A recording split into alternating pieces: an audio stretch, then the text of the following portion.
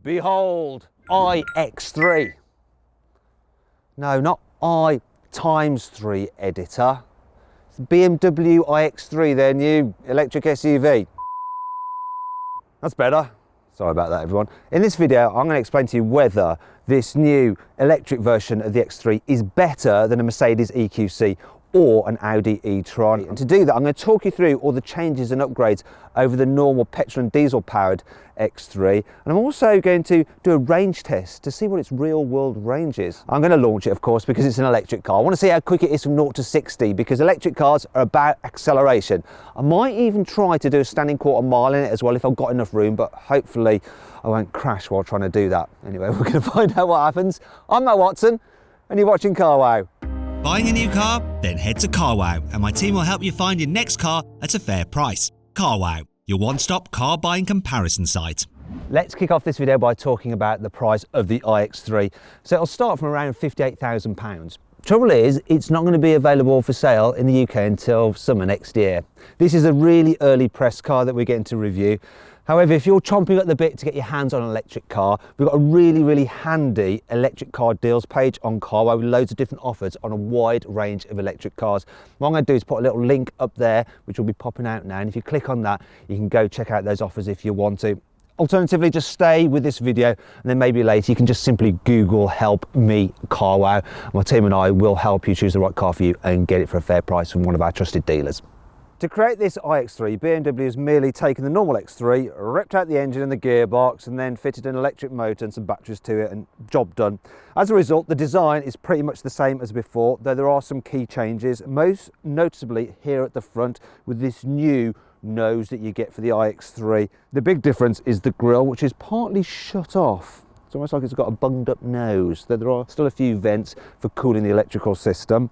The other thing is this, look, blue around there, because in BMW world, blue relates to electricity. Though in my world, blue refers to a certain type of movie, the kind that your dad would borrow from his friend and try and hide the video cassette in his cupboard. You'd find it, watch it with your mates, and that's how we got our sex education in the 1980s. Down the side, the major changes are these wheels, which are super aerodynamic for improved efficiency. They do look like they're going to cub super easy as well. 20 inches though, looks good. You got some more blue here, and the electrical theme continues.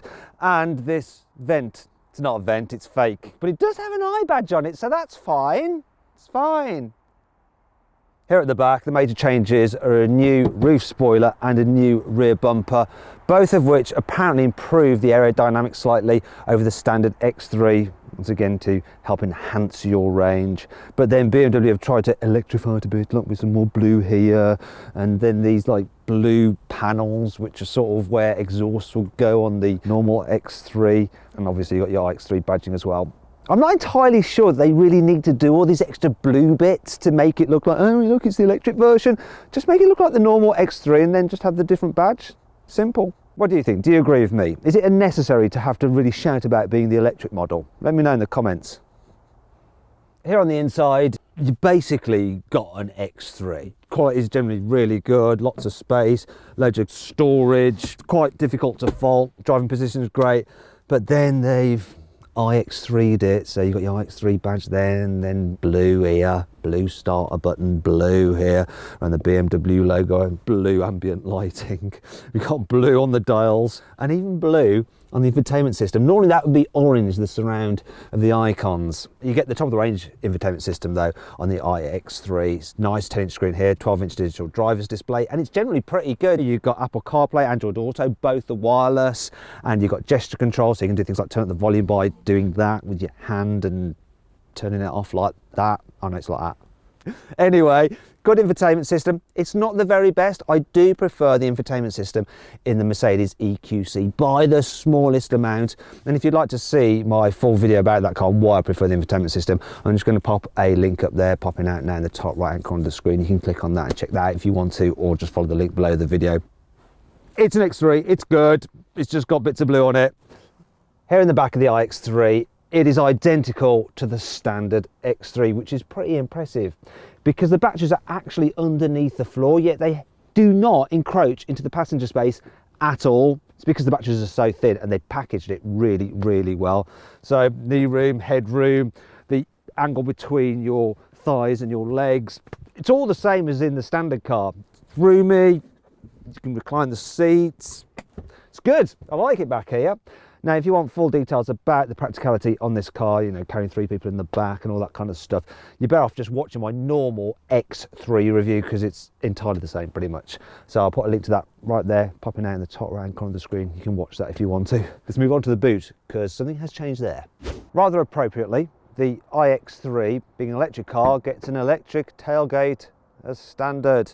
Nice square shape, no load lip, dead easy to slide things in and out. Loads of practical features in here as well, such as nettage. You've got a 12-volt socket there, you've got tie down points. I like the fact that you can actually recline the seats from here. Unfortunately, you can't pull them back up, you have to go round, obviously. Mind you, don't get that on many cars, only if you've got electrically operated rear seats. I want to show you this right. Underneath here, you've got charging cables and some nets there. On the normal X3, you have a much bigger underfloor storage area. You see, you've got your electric motor back there, and as a result, the overall boot capacity on the iX3 is 40 litres less than the standard X3. And that brings me on to 5 annoying things about this car. Due to all the batteries, this car weighs a colossal 2,260 kilos. A normal 2-litre 4-wheel drive X3, that's just over 1,800 kilos. So I'll be able to deadlift that, but I can't this one. If you would like some support for your lumbar, then you have to pay an extra £3,000 for the Pro Pack, because the standard version of this car doesn't get it. The X3 isn't known for being a real hardcore off-roader, but this iX3 is going to be even less capable. You see, it's rear-wheel drive only. Not going to be great in the snow either, is it? Another thing that means that it's not so great off-road, even as the normal X3, is the fact that the ground clearance is 19 centimetres, which is 2 centimetres less than the standard internal combustion engine model. Seeing as there's no engine at the front, you now have this really useful front boot. Look at this space here. Oh, BMW hasn't really done anything with this. They could have actually made it into a proper boot, but let's just try and use it anyway. Can I just squeeze that sort of in there? Is that fine? Yeah, that's probably not fine. The brakes sometimes make an odd creaking sound when you're manoeuvring and then stopping. A bit like Grandma's old rocking chair. Not very modern sounding, is it? Thankfully, this car has plenty of cool features to help make up for all this. Here's 5. The iX3 is the first BMW to get the firm's new Current Excited. Oh yeah, I'm an X3 and I'm currently excited. Synchronous motor, a current excited synchronous motor. Basically means it doesn't use magnets nor rare earth metals, so it's more sustainable. And that's making me currently excited. Oh yeah, currently excited. Oh yeah. The iX3 gets BMW's very latest traction control system. So the module which controls it all is actually on the motor, so it can talk directly to it and say, hey, stop providing power. We don't want the wheels to slip. And it just responds much quicker and more efficiently than previous traction control systems, so you hardly know it's even working. This new iX3 also has the most efficient battery ever fitted to a BMW. The gravimetric energy density of the 188 prismatic cells in the new iX3 is around 20% higher than that of the battery cells used by the BMW Group in its fully electric vehicles up to now. It's press information, kind of assuming that it's true. There you go. The car uses the satellite navigation data to tell when you're going into a slow speed zone or near a junction, and what it'll do is actually use the regen effect of the braking to slow you down automatically and put all that energy back into the battery to maximise your range. It does feel a little bit weird when you first experience it, because it's like the car's just deciding to slow on its own accord, but you do get used to it eventually, and it does help improve your range. And if you don't like it, you can just switch it off anyhow. The electronic noises and sounds that this car produces have been produced by a chap called Hans Zimmer, and he's a movie composer and he's done films such as Interstellar, so everything sounds really space age and futuristic. So listen when I turn the car on. Then when you drive it, you get this noise like you're in a spaceship. That's the classic BMW bong. Hans didn't do that, but he did this noise.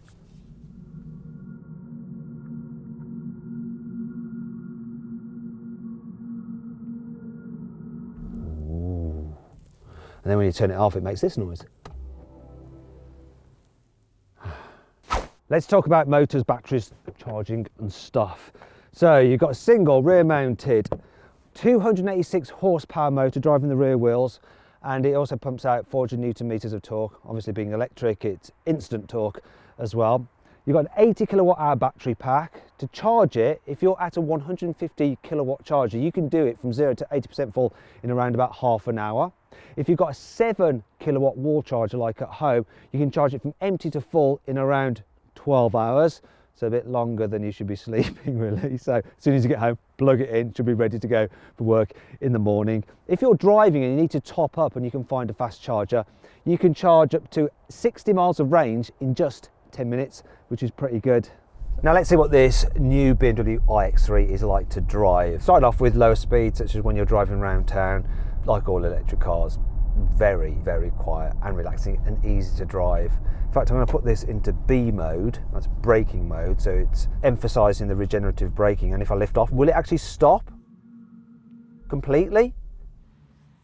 So you can drive it one pedal alone. I like one pedal driving in town. You're so in tune with your right foot just providing power or slowing down. It's so good and so easy. In terms of manoeuvrability, the turning circle on this thing is 12 meters, which is about average for this kind of car. It's very similar to the other electric SUVs, so it's maneuverable enough, and the steering wheel's nice and light. And thankfully, this car doesn't have one of those big, stupid, fat steering wheels that certain BMW M cars have. It's much nicer. They should just put this in all their cars, really. This is comfy, and it gets adaptive dampers as standard with a comfort mode, but it still just doesn't deal with bumps quite as well as a Mercedes EQC or an Audi e-tron. Not that this is bad, it does feel a bit softer than a Jaguar I-Pace. Can't complain about the performance in this though. I'm doing 40, I'm gonna floor it. Hopefully the car will hold on. Whoa. So I was going around there at 80. Don't worry, it's a private road this is, I can do 80. That was impressive, the way it held on. This is a heavy car, yet it doesn't lean much at all in the bends. Part of the reason for that is that the batteries are really low down. It lowers the centre of gravity. It's significantly lower the centre of gravity than a standard X3, and as a result it just stays flat in the corners. I'm surprised how well that gripped. In fact, it does have a sort of sporty edge to it, this. So if you want to have some fun, you can whack it into sports mode. Sharpens the throttle response, adds a bit of weight to the steering, firms up the suspension. So I'm feeling the bumps a little bit more now, so I probably wouldn't run like this. But just to try it out, it does have a sporty feel to it. Got a bit more fun to it, this has, than a Mercedes EQC or a Audi e-tron. And of course it's rear wheel drive. Well, it's skid if you turn off the stability control. Don't worry, I've tried that, people. No, it won't. It just understeers. Let's turn that off. Let's be more sensible. What's this car like when you're just cruising on the motorway? Obviously no engine noise droning on. I do notice a little bit of noise from the tyres, a little bit of wind noise, but that's because there's no other noises. It's generally very, very relaxing. However, once again, the EQC and the e-tron are just that little bit quieter. There's not much in it though. You're not going to be going, oh, this is really noisy. I can't put up with this on a longer journey. You definitely can. BMW says this iX3 has a range of 279 miles on a full charge, but let's see what it's actually doing. It's saying I'm averaging 2.2 miles per kilowatt hour used. So the battery is 80 kilowatt hours, but actually the usable capacity is only 74 kilowatt hours.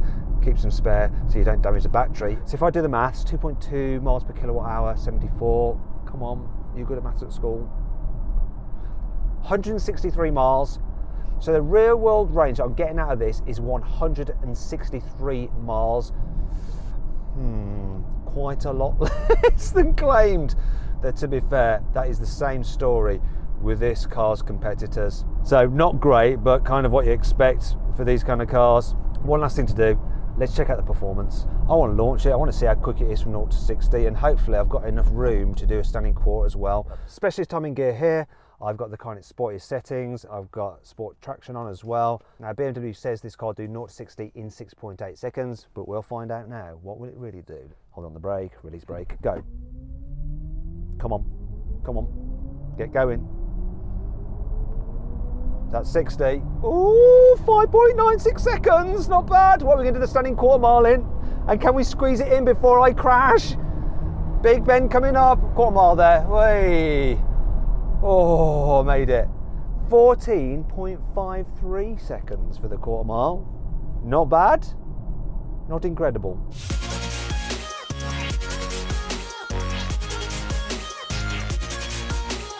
So then what's my final verdict on the new BMW iX3? Should you avoid it? Should you consider it? Should you shortlist it? Or should you just go right ahead and buy it?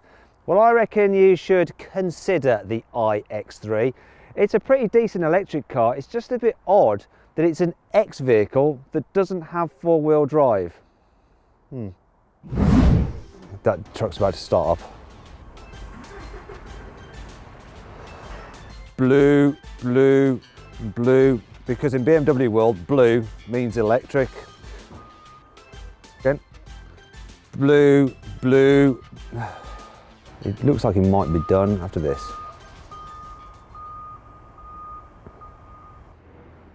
Oh, for f***'s sake.